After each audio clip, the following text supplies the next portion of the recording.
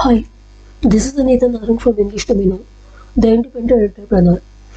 As we completed during our last post that we will be coming soon with our next debut in the form of nouns. Domino has been providing you these posts on grammatical items on a regular basis. We Domino committed at the beginning of the setup of this website, this blog, that we will be providing you regular sessions of grammatical items via our exclusive link, that is language spectrum, and we followed our words, we kept our words, and now we are once again here. And these things, as you might be very well aware, that we started from the basics of English grammar, and we started this thing on the basis of three stages, that is, first the basics of English grammar, second the secondary level, and third the advanced level. One thing I should make you clear, that basics, you may think that these nouns and articles and pronouns, these things are not required. These things are fit according to the standard of first grade students. But this thing I should make it clear, that just as a strong foundation is very much required for setting up a good building, for building a good house or any building. In the same way, basics are clear, we can master any language. So we proceed from our nouns, and previously during our previous post we have been providing you determiners, pronouns, adjectives, articles, and now this is nouns. As you can see in the picture, nouns is written there. First picture countable nouns and second picture uncountable nouns. Countable, there is basic difference between these two nouns is that the first one can be counted, the things, places, persons that can be counted fall in the category of countable nouns, and the things which cannot be counted, the places, things, articles which cannot be counted, fall in the category of uncountable nouns. And in order to make this concept clear, one more picture has been given at the end, and on the left side you can see the examples of countable nouns, and on the right side you can see the examples of uncountable nouns. You see pencils, woman, pins, stones, countries, mangoes, eyes, cities, buildings, letters. All these things can be counted. And second, on the right part, you can see information, advice, sand, stars, dust, reverie, rice, sugar, air, hatred, hope. And in the upper part, one more picture is there, where you can see at the upper part of the picture some rice are there. Rice cannot be counted. In the same way, sugar cannot be counted. So these things come in the category of uncountable nouns. And in the lower part you can see one tomato. Tomato can be counted. Vegetables means this tomato does not fall in the category of countable nouns exclusively. Anything which can be counted can be called countable nouns, like tables, chairs, pins, as you can see in the examples, mangoes, eyes, cities, pins. So these things can be counted.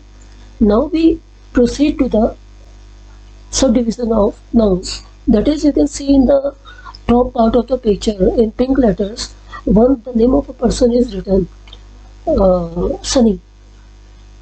So I should tell you what is proper noun. Proper noun is the name of a particular person, places, or thing. For example, if I say Nishit is playing in the ground, I am talking about a particular person whose name is Nishit. And if I say some boys are playing in the ground, boys are common noun. These are not the names of particular persons. In the same way, you can see in the picture example, India. India is the name of a particular country, and Casio is the name of a particular brand for electronics. And in the same way, if I say city is a common noun. This is the basic difference. And if I say India is a proper noun. Casio is a proper noun, and if I say calculator, this is common. And one more thing I should make here clear, one more tip is there, that a proper noun always begins with a capital letter and it never takes any article. There are three articles, a and the. These articles are not used before a proper noun. There are exceptions. All the languages have exceptions. All the rules in English language have exceptions. This rule also have exceptions, but this we'll talk in the advanced later, in our later. Next is abstract noun. Abstract nouns are the names of those notions, feelings, and emotions which cannot be seen and touched, like bravery, respect, love, affection, hatred, compassion. These are all these things here. These things cannot be touched or seen. So things these things are the matter of realization or feeling. Next, you can see crowd is written in red letters at the upper part of the picture, and collective noun, as the name indicates, that a collection of things taken together as one. These things are called proper noun, like a bunch of trees, a galaxy of stars, a herd of animals, an army of soldiers. So these are the examples of collective noun. Now we again come to common noun. Boy, you can see boy is written as in the initial stages of subdivision of nouns. I told you that the basic difference between a proper noun and common noun is proper noun is the name of a particular person, specific person, place or thing, and common noun is the name of an article, a place, a person, which is common when we don't talk any particular person, place or thing. So that's the classification of nouns terminology. And now we proceed to the next slide, and where we will be giving you some tips to have a good command over language. Now we have some tips for our learners which will help you in the long run. Number one is a proper noun is always begins with a capital letter. As I told you earlier that a proper noun always begins with a capital letter.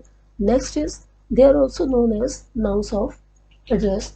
This is for your information that a language grows with the passage of time. So there's a lot of difference between the ancient English and modern English. In modern English, these nouns, proper nouns, are also known as nouns of address. Next point is nouns contrast with uncountable nouns, also known as non-count or mass nouns, which cannot be separated and counted as individual units or elements.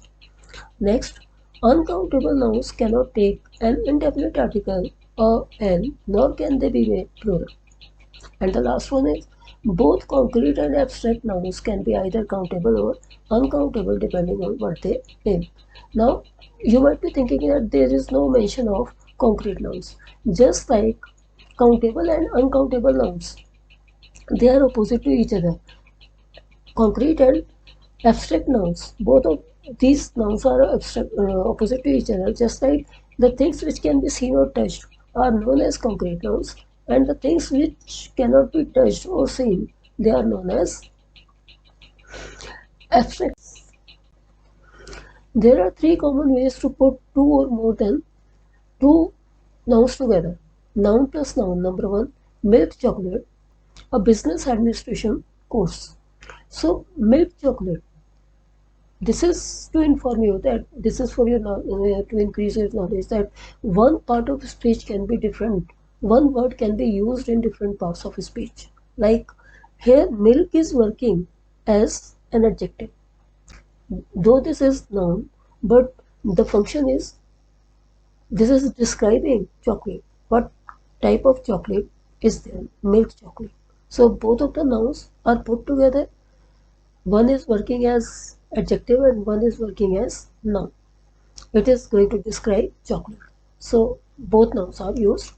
Next part is possessive noun plus noun. Possessive noun, possession means ownership. An apostrophe is used to show possession. What is apostrophe? A comma which is used at the end of a word on the top of it and one S is used after that. That is called possession. This is used to show ownership, just like the post office, the office of the boss. And now, last number 3 is noun plus preposition plus noun. The top of the page. The top of the page means top is noun, off is preposition, page is again noun. So the combination of these 3 words combined together and one phrase has been made. The rotation is noun, off is preposition again, and earth is again noun. The next is sometimes more than one structure is possible to express a particular meaning. For example, we can say company policy, the company policy or the policy of the company. More often, only one structure is correct in a particular case. We say the end of the bed, but the difference in use between these structures are quite complicated, and it's a common fact that all the languages have their exceptions, and English is packed with a lot of exceptions. So it is always advisable and wise to consult some reliable sources before using a particular phrase, word, or application of any particular rule of grammar. And finally, an important information for our learners that Domino, as we committed with our readers and learners, that we will be providing grammar sessions via Language Spectrum on monthly basis. Every month we will publish in part some grammatical sessions, but we won't be able to keep up our words, and we plead for your apologies for the same. Because of some specific and integral reasons, this is not possible. Of course, you will be getting written stuff like we have been providing you very now and then, just like series, articles, reviews, essays. All these things will be published, and no doubt grammatical sessions will be provided, but not on a regular basis. Very now and then, you can find these tips and these sessions and these posts on the site of English Domain. And finally, we once again beg your apology, plead for your apologies for not keeping our words. So thank you very much, and till then, goodbye. Keep healthy, keep tuned. Thank you very much. Have a nice time. Thank you. Now we have some tips for our learners which will help you in the long run. Number 1 is a proper noun is always begins with a capital letter. As I told you earlier that a proper noun always begins with a capital letter. Next is they are also known as nouns of address. This is for your information that a language grows with the passage of time. So there's a lot of difference between the ancient English and modern English.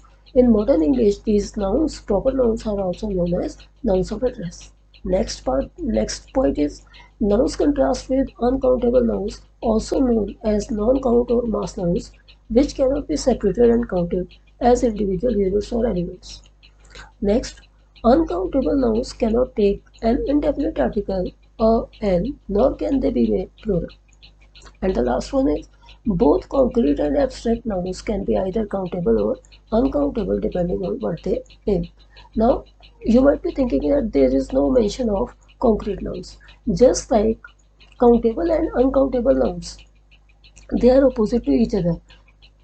Concrete and abstract nouns, both of these nouns are opposite to each other. Just like the things which can be seen or touched are known as concrete nouns, and the things which cannot be touched or seen, they are known as abstract. There are 3 common ways to put two